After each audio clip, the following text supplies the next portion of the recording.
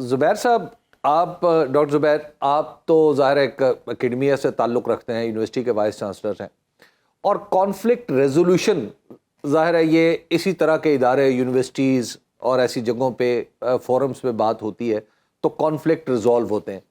آپ کو کیا لگتا ہے کیا ہمارے پاس اس کانفلکٹ ریزولوشن کے لیے ایک تو میکنزم موجود ہے، نمبر 1، نمبر 2 کہ کیا اس کی جو اکنامک ویلیو ہمیں سمندر کی بتائی جا رہی ہے، کیا واقعی ہی وہاں پر صرف سیکیورٹی ہی ایک ریزن ہے انویسٹمنٹ کے راستے میں یا کوئی اور بھی ہے؟ جی تھینک یو حبیب صاحب، پروگرام میں موقع دیا. آپ نے جو دوسرا سوال ہے اس کو میں پہلے ایڈریس کرنا چاہوں گا. دیکھیے جو پوٹینشیل ہے وہ تو $100 بلین سے زیادہ کا ہے. آپ اگر تھوڑا سا اس کو سیگمنٹ کرتے ہیں تو ہمارے پاس جیسے قمر چیمہ صاحب نے بات کی کہ پہلے ہمیں فوڈ کو دیکھنا ہے. ہماری فوڈ چین میں سی فوڈ شامل نہیں ہے تو کتنا بڑا ریسورس جو ہے ہم استعمال نہیں کر رہے ہیں. اس کے بعد ایکوا کلچر ہے، اس کے بعد ہائیڈرو کاربنز ہیں جو کہ ہمارے سمندر کے سینے میں دفن موجود ہیں جس کو نکالا جا سکتا ہے اور ہماری انرجی اور دوسری نیڈز کو پورا کیا جا سکتا ہے. اس کے علاوہ بے پناہ ٹورزم کے مواقع موجود ہیں ہمارے علاقے میں موجود. پتہ ہے ہمیں کہ یو اے ای نے اور اس خطے کے ممالک نے کس طرح سے ٹورزم کو گروتھ دے کر $100 بلین کمائے ہیں. اب یہ کنیکٹڈ آپ کے پہلے سوال کے ساتھ، دنیا میں سیکیورٹی کی ڈائنامکس بڑی تیزی سے تبدیل ہو چکی ہیں. اب یہ صرف وار سیکیورٹی نہیں ہے، یہ ہیومن سیکیورٹی ہے. اور ہیومن سیکیورٹی جو ہے وہ اکنامکس کے ساتھ ریلیٹڈ ہے. جن ممالک میں اکنامک حوالوں سے بہتری آئی ہے وہاں سے ان کے سیکیورٹی کے مسائل کم ہوتے چلے گئے ہیں.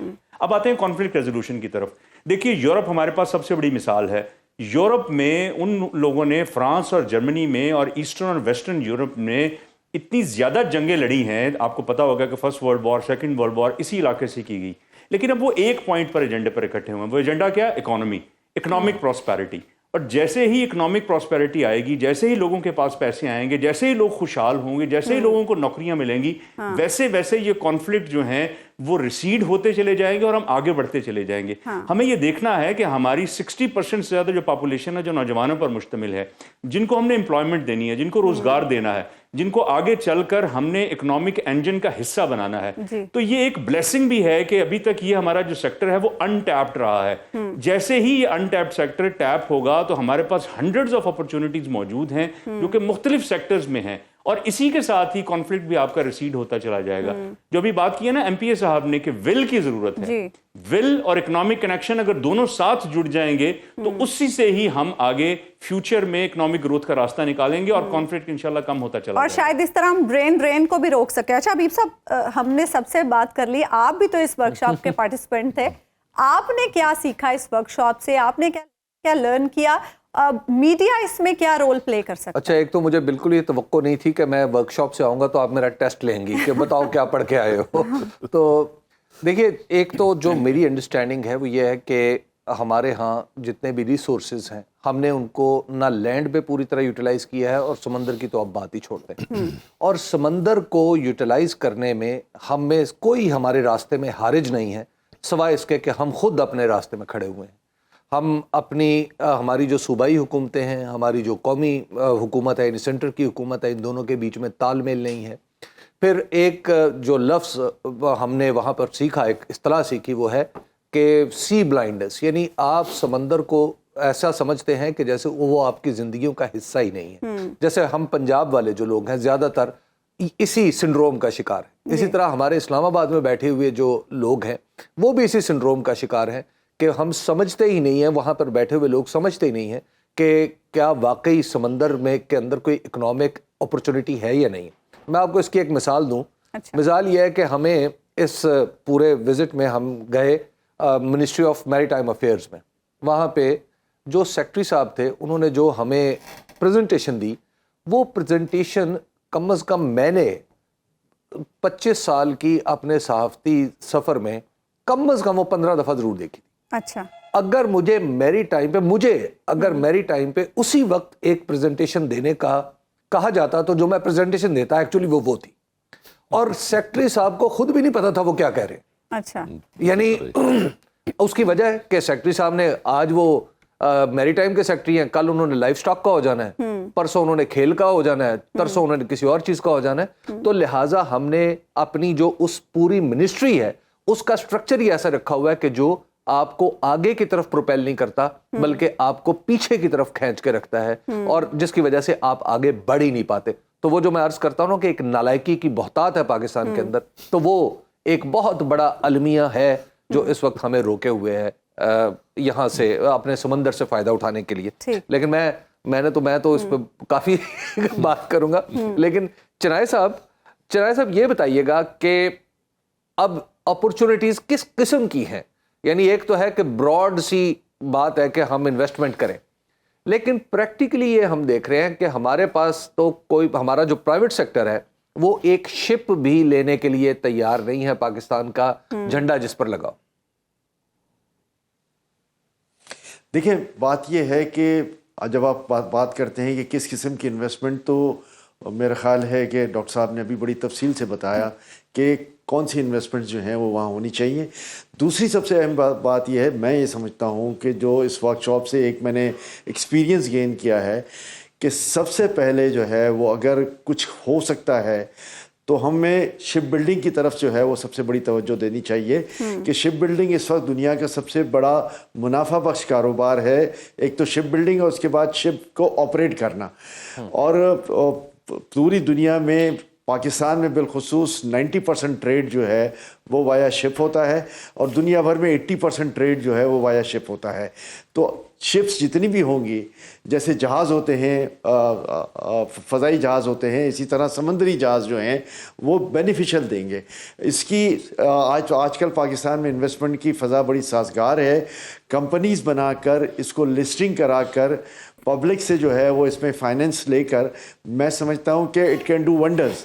اس کو صرف سٹرکچر کرنے کی ضرورت ہے کہ ہم کس طرح شپ بلڈنگ کو جو ہے وہ سٹرکچر کر سکتے ہیں, جہازوں کے آرڈرز پلیس کریں پاکستان شپ یارڈ پر, اور بہت بڑے جہاز نہیں, ہم میڈیم سائز جہاز سے کام شروع کریں.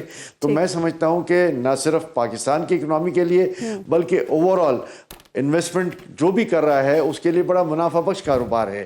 تو یہ تو کل نہیں آج شروع کرنے کی بات ہے, اور اس کو جو فائنینشیل ایڈوائزرز ہیں بیٹھ کے اس کو سٹرکچر کر سکتے ہیں اور اس کام کو آگے بڑھا سکتے ہیں. ٹھیک. اچھا ڈاکٹر قمر صاحب, پچھلے کچھ عرصے سے ہم نے بحری مشقیں بھی کروانا شروع کی ہیں. سیکیورٹی پوائنٹ آف ویو سے اس کا کیا امپیکٹ ہو سکتا ہے اور اس کی کیا امپورٹنس ہے؟ دیکھیں جس طرح ہم بات کر رہے ہیں کہ 1000 کلومیٹر کی سی کوسٹ لائن ہے, کوشچن یہ ہے کہ جتنی بھی انٹرنیشنل ٹریڈ گزر رہی ہے اس ساری ٹریڈ کو ظاہری بات ہے جب پاکستان کی نیوی ہے وہ پروٹیکٹ کرتی ہے.